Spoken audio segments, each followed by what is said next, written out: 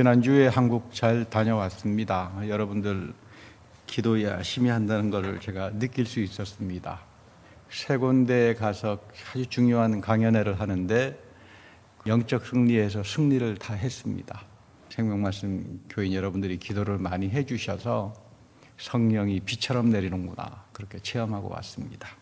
우리말에 이 동상이몽이란 말이 있어요. 30년 40년 평생을 부부로 살더라도 이 마음이 하나가 되지 못하면 남남이 될 수밖에 없습니다. 부부관계도 그런데 여러분 신앙생활도 마찬가지입니다. 우리가 항상 하나님 말씀 앞에서 하나가 될 때 일치를 이루면서 큰 능력이 행사가 되지, 하나님 말씀에 대한 순종과 일치가 없으면 다 그 자기 따로따로 해서 능력이 생기지 않죠. 교회를 참 열심히 다닌 부인이 한 분 계셨어요. 오랜 기도 끝에 남편을 드디어 전도에 성공했습니다. 그런데 세상 떠나가기 전에 남편이 자기 아내의 손을 잡고는 나를 용서해 주시오.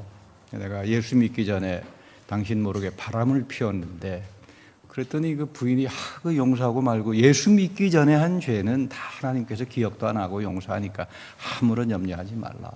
그래서 남편은 아주 편안한 마음으로 하늘나라에 갔습니다. 나중에 이 부인이 하늘나라에 가서 이제 남편을 찾으니까 천사가 그런 말을 해요. 세상에서 바람 피다가 온 사람들은 꽃의 방이 있는데 거기 가서 남편을 찾아봐라. 그랬더니 한 번 바람 핀 사람은 꽃 한 송이를 탁 들고 있고요. 두 번 바람 핀 사람은 두 송이 꽃을 이렇게 탁 들고 있고요. 근데 봐도 참 우리 하나님께서 너무 좋으신 분이로구나. 이렇게 사랑이 많으신 분이구나. 그런데 남편이 없어요. 저쪽 방에 가니까 꽃을 하나로 안고 이렇게 환하게 웃는 남편을 봐서 천사 보고 나 천당에서 안 살겠습니다. 난 지옥으로 가겠습니다. 이거 우리 목사님들 사이에 하는 농담입니다. 근데 이제 이런 농담하는 이유는 뭐냐 하면 용서했으면 기억하지 마라.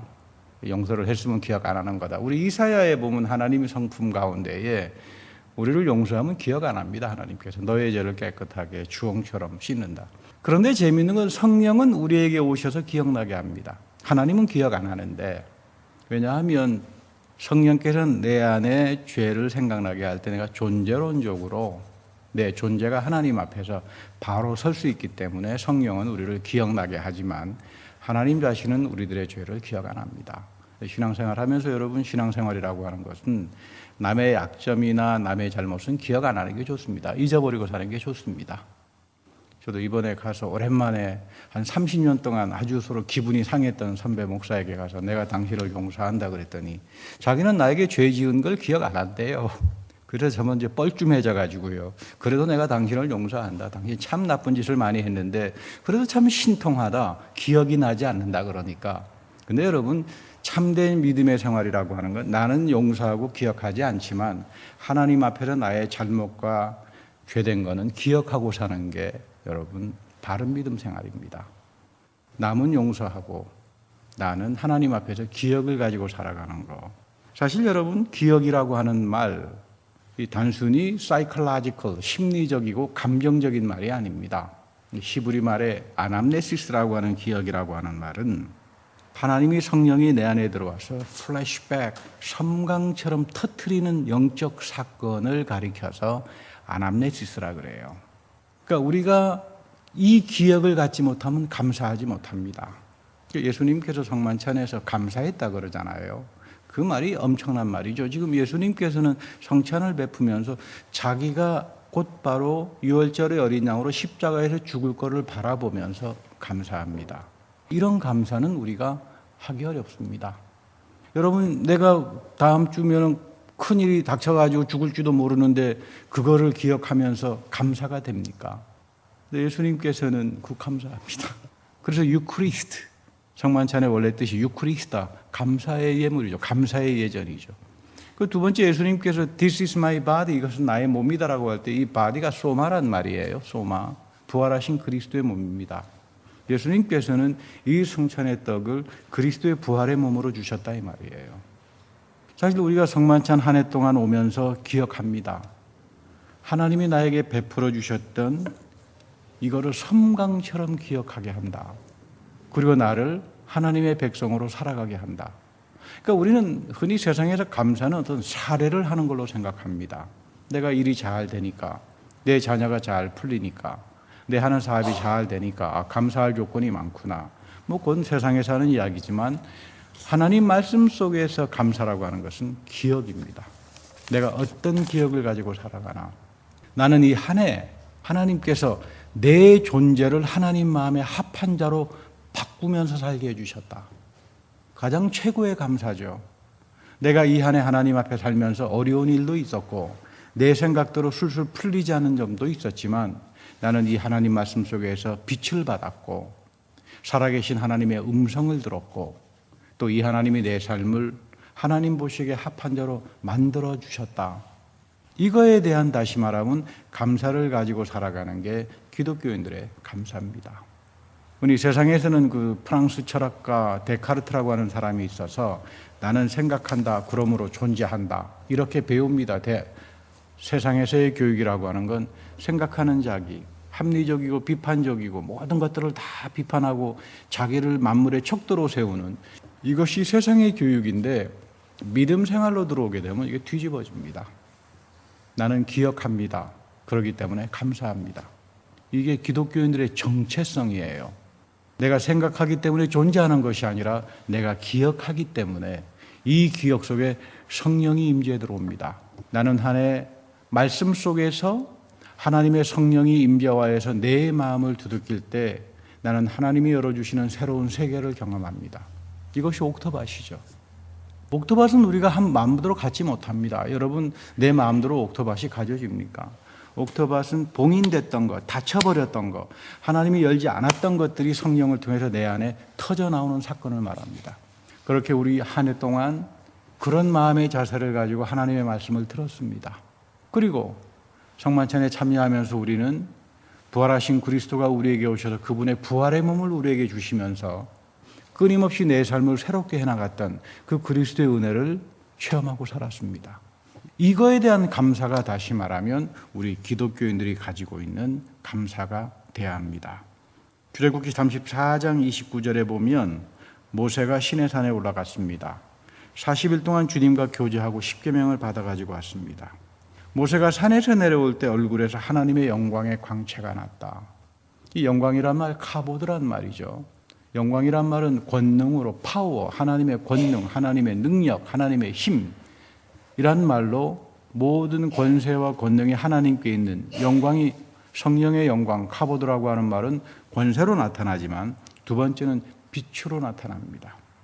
하나님의 영광이 성령의 영광이 우리들에게 찾아올 때 권능을 갖게 합니다. 성령을 통해서 우리 안에 능력을 가지게 합니다. 그런가 하면 끊임없이 말씀의 진리를 통해서 우리는 빛을 받게 됩니다. 모세에게 빛이 났다라고 하는 말은 성령의 영광이 그에게 빛으로 드러났다라고 하는 이야기인데 모세는 자기에게 드러나는 이 영광의 광채를 깨닫지 못했다고 합니다. 여러분들 얼굴에서 영광의 광채가 나는 걸 아는 사람이 있습니까? 여러분들 거울을 보면 맨날 내 얼굴에서 광채가 나는구나 이렇게 생각하며 사시는 분들이 있습니까? 아마 없을 거예요. 근데 저는 압니다. 1년간 여러분들하고 신앙생활을 같이 하면서 믿음을 같이 나누면서 여러분들에게 광채가 나는 분들이로구나. 저는 여러분들의 얼굴 속에서 광채가 나는 걸 봅니다. 반짝반짝 비치는 분도 있지만 아직 덜 비치는 분도 계시지만 하나님의 말씀의 진리가 빛으로 비춰주는구나. 여러분 영광이 중요한 겁니다. 하나님의 카보드가 말씀과 성령을 통해서 내 영혼과 내 마음을 휘어잡을 때에 우리 역시 모세처럼 이 광채가 드러나게 됩니다. 모세는 가장 온유했던 사람이라고 그러죠. 성령이 내 마음속에서 역사할 때 맨 처음 나타나는 게 온유함이에요. 온유함. 사람이 온유해집니다. 이 온유함이라고 한 말은 겸손하고는 좀 달라요. 온유함은 능력이에요. 상대방이 좀 모자란 말을 해도 인정해주고 가는 게 온유함이에요. 따지고 너 틀렸다 이런 말 하지 않습니다. 사람이 온유함을 가질 때 하나님이 모세의 편에 듭니다.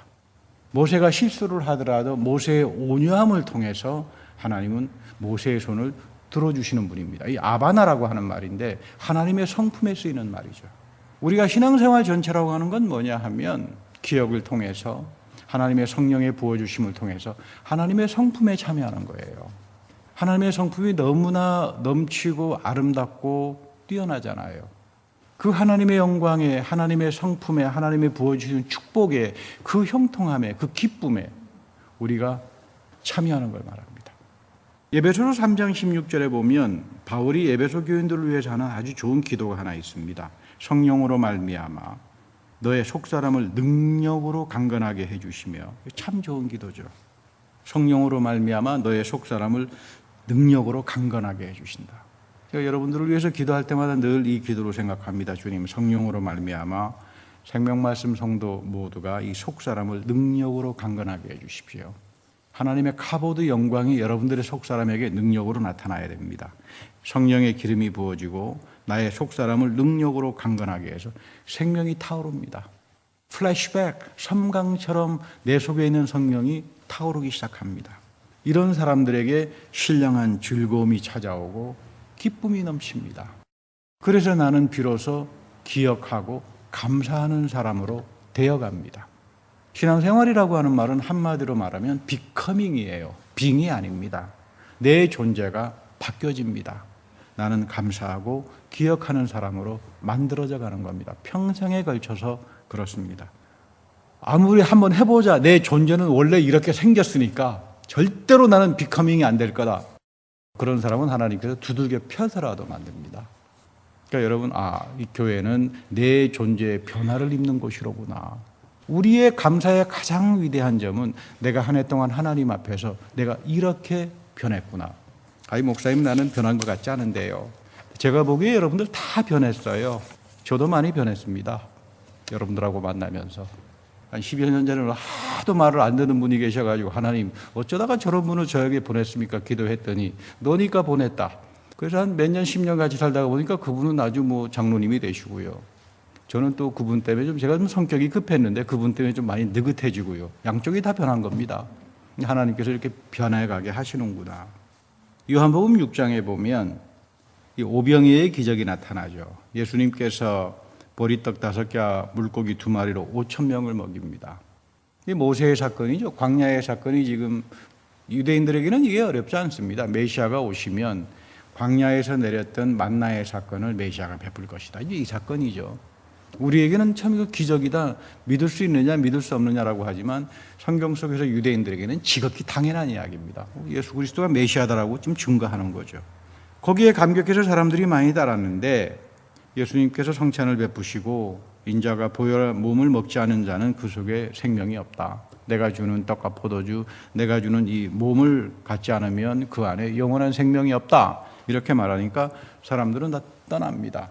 왜 떠났을까요? 고난을 이야기하는 거거든요. 십자가에서의 고난이 이미 이 사건 속에서 담겨지는 겁니다. 기적을 베풀 때는 사람들이 쫓아갑니다. 감사할 조건이 있을 때는 하나님도 좋고 교회도 좋고 다 좋은데 내가 이 신앙으로 인해서 조금의 불이익을 당하고 어려운 일을 경험하게 되면 다 떠나는 게 유대인도 그렇고 우리 마음도 다 그렇습니다. 그런데 이 유대인들이 재미있는 게 뭐라고 하냐면요. 수군거리면서 우리는 이 예수가 요셉의 아들인 줄 아는데 그 부모를 우리가 아는데 어떻게 이 사람이 하늘에서 내려왔다고 하는가? 그게 중요합니다.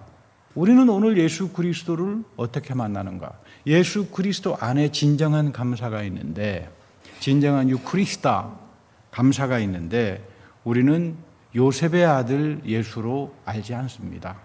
우리는 영원하신 하나님의 아들로 우리는 그리스도를 만납니다. 이 그리스도가 말씀과 성령을 통해서 내 안에 플래시백, 섬광을 일으켜 주시고 기억나게 하고 내 삶의 존재를 바꾸어 갈 때 우리는 비로소 죄에서부터 해방이 되고 성경을 통해서 주시는 하나님의 자유를 경험하고 하나님이 베풀어 주시는 모든 축복들을 내 삶에 이어가게 됩니다. 흔히 우리는 신앙생활하면서 묵상을 한다 그러죠. 한국교회도 가보니까 묵상을 많이 훈련시키더라고요. 묵상해야 된다. 이 묵상을 해야 예수님처럼 닮아가는 훈련이 된다. 그런데 여러분, 이 묵상이라고 하는 말은요, 라틴 말에 쓴 약이란 말에서 나와요. 메디카멘. 여러분, 묵상이라고 하는 원래 어원이 쓴 약입니다. 쓴 약. 여러분, 약이라고 하는 건 봉투에 담겨져 있을 때는 몸에 효력을 발휘하지 않죠. 그런데 몸속에 약이 투여되게 되면 씁니다. 써서 쓴 약이 몸속에 들어가게 되면 효과를 발휘합니다.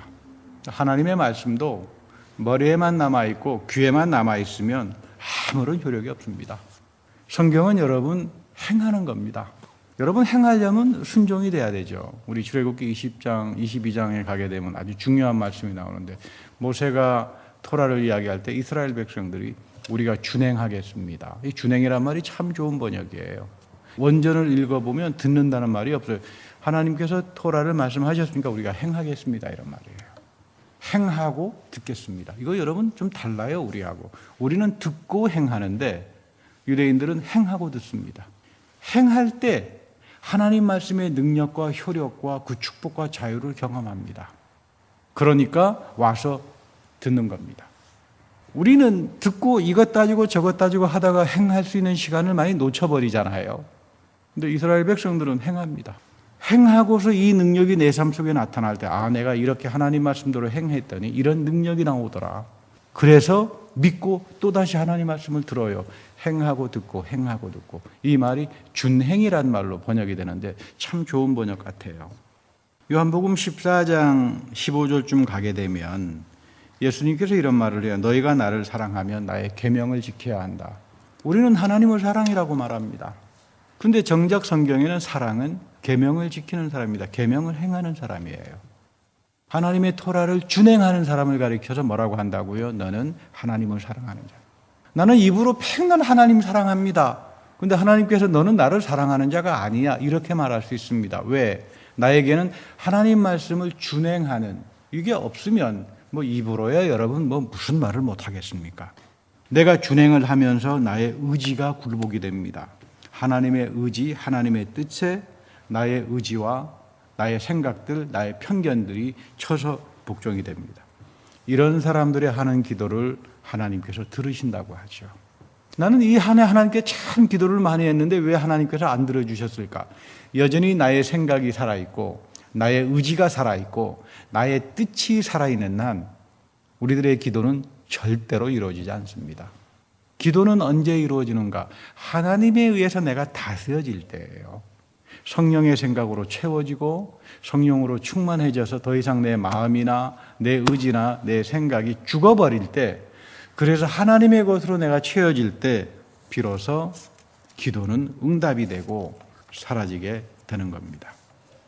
여기서 우리가 얻게 되는 은혜를 보증의 은혜라 그러죠. 아라봉이라고 말합니다. 그리스 말로. 디파짓한다. 이런 사람들에게, 비어진 사람들에게, 내 뜻을 죽여버린 사람들에게 하나님은 디파짓 하신다. 여러분들이 나의 생각과 나의 잘못된 편견으로 꽉 차 있는 사람을 하나님께서 어떻게 역사하겠습니까? 근데 점점 내가 쳐서 복종시켜지고 내가 날마다 죽으면서 하나님께서 나를 채워주시는 게 과연 뭘까? 그것을 가리켜서 아라봉의 은혜라고 그러죠. 이걸 은혜의 징표라고 말합니다. 은혜의 징표가 나에게 나타납니다. 내가 기도할 때 하나님께서 그 기도를 들어주시는 하나의 징표로, 하나의 사인으로 나에게 위로를 주시고 격려를 주십니다. 하나님은 시간의 주인이기 때문에 절대로 내 시간대로 움직이지 않습니다. 그러나 염려하지 마라. 하나님의 시간 속에서, 하나님의 영원성 속에서 나의 기도를 주님께서 들어주시고 그거를 은혜의 징표로 아라봉으로, 이걸 가리켜서 사도 바울은 말하기를 성령의 첫 열매로 사는 사람들이다. 우리는 한 해 성령의 첫 열매를 하려고 참 애를 썼습니다. 저도 한 해 동안 열심히 기도를 했지만 한 50%는 하나님께서 들어주셨고 50%는 아직도 미정입니다. 제가 기도 가운데 하나님 이 은혜의 징표로 좀 허락해 주십시오. 내가 아직 하나님께서 들어주시지 않는 기도 50%를 하나님께서 은혜의 징표로 허락해 주십시오. 우리 모두가 한 해 성령의 첫 열매로 하나님 앞에서 살았을까? 이런 기억을 가지고 살아가는 것. 내 존재가 하나님 앞에서 이렇게 바뀌었습니다. 이거에 대해서 감사할 줄 아는 사람들, 이런 사람들을 가리켜서 믿음의 사람이라고 합니다. 에베소서 3장 19절에 가면 바울은 이런 말을 합니다. 하나님이 모든 충만한 것으로 너희에게 충만하시기를 구하노라. 성령은 하나님의 모든 충만한 것으로 여러분의 속사람을 충만하게 하신다. 충만해야 됩니다. 내가 이 한 해도 하나님의 것으로 충만하길 원했다면 내년도 하나님의 말씀과 하나님의 성령으로 내 삶이 충만해지기를 바라야 합니다.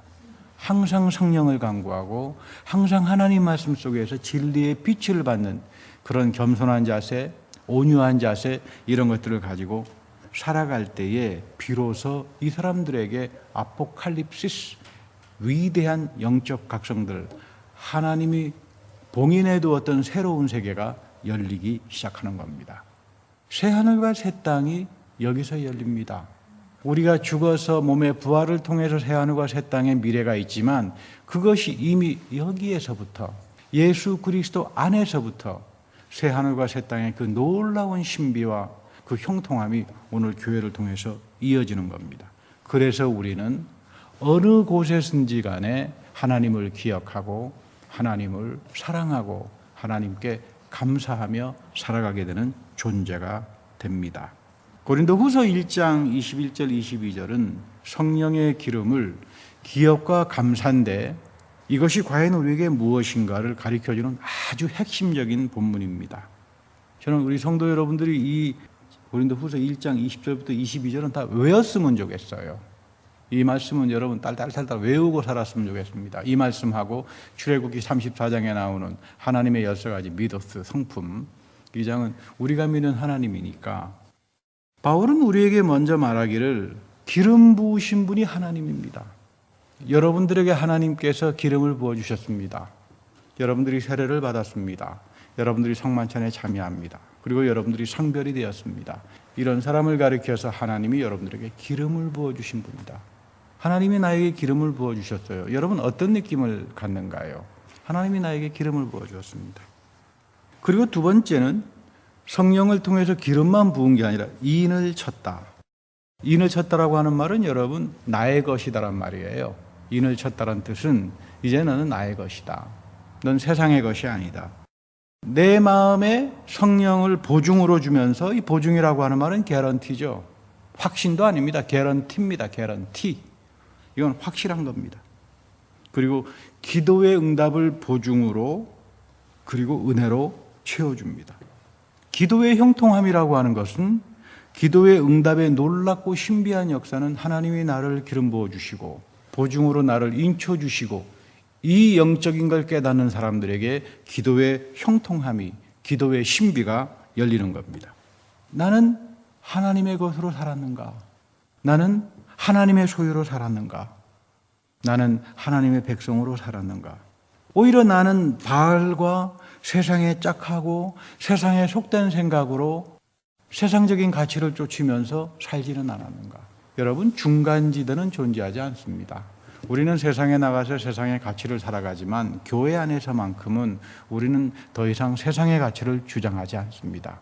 하나님의 가치, 하나님에게 전폭적으로 헌신하는, 내 몸과 마음과 정성을 다하여 하나님 말씀을 준행하는 이런 삶을 통해서 하나님은 끊임없이 우리에게 기름을 부어주시고 주님의 것으로 인쳐주시고 나를 은혜의 징표로 소망으로 보증을 주십니다.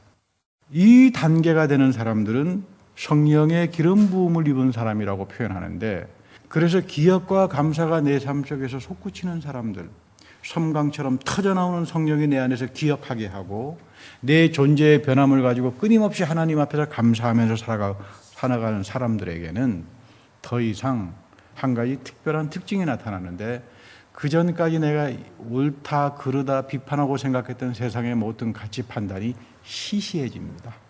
이게 시시해져요.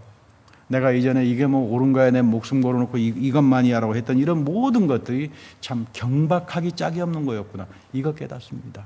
성령이 내 안에서 타오르기 시작할 때, 그리고 기도에 대한 응답을 주님으로부터 받기 시작하면서 이 성령의 기름 부음, 인치심, 끊임없이 성령으로 채워주는 것을 간구하면서 살아가게 됩니다. 그래서 우리는 범사에 감사하는 삶을 삽니다. 누가 범사에 감사할 수 있을까? 바울은 그렇게 살았어요. 바울은 이런 삶을 살았습니다. 성령의 기름 부음, 하나님의 인치심, 섬광처럼 터져나오는 하나님의 성령의 충만함을 가지고 바울은 범사에 어떤 일 속에서도 하나님 앞에서 바른 기억을 가지고 감사하는 삶을 살았습니다. 그래서 고린도후서 1장 20절에서 말합니다. 하나님의 약속은 그리스도 안에서 아멘이 된다. 그래서 우리가 아멘으로 응답하면서 하나님께 영광 돌린다. 이건 무슨 말입니까? 성령의 기름 부음을 통해 인치심과 보증의 은혜를 입은 사람들, 하나님 앞에서 바른 기억과 감사를 가지고 사는 사람들은 하나님 마음에 합한 삶을 살아가게 됩니다.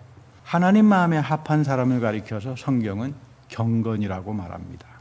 그래서 하나님의 말씀에 순종하고 준행하고 옮기면서 내 삶에서 하나님의 아멘, 나를 향한 하나님의 아멘을 체험하고 삽니다.